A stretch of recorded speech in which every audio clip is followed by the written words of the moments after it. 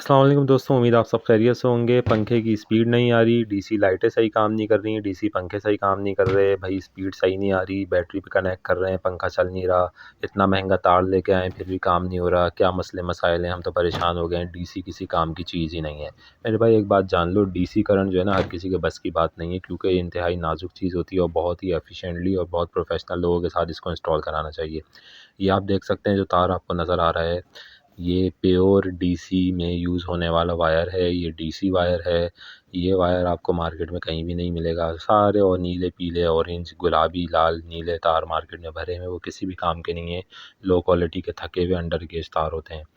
ये जो है ये 3 एमएम का प्योर कॉपर का 42 स्ट्रैंड्स पर मुश्तमिल तार है। ये जितने भी तार बेच रहे हैं ना, इनसे सिर्फ़ ये सवाल कर लें कि स्ट्रैंड क्या चीज़ होती है भाई? तो ये जो आपको बारीक-बारीक नज़र आ रहे हैं ना इसके अंदर, इस ये जो एक तार इसके अंदर होता है उसको कहते हैं सिंगल स्ट्रैंड।